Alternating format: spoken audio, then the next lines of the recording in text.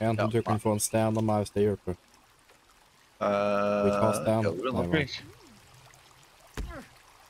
Au! Det gjorde jævlig vondt. Den er kast bort på. Så ikke gi den. Nei!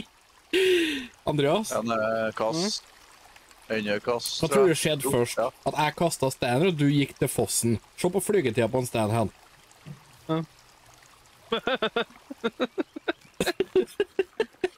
Jeg bare moler en sten, og du bare vent litt. Åpne inventoryet dit jeg kastet steinen i stedet.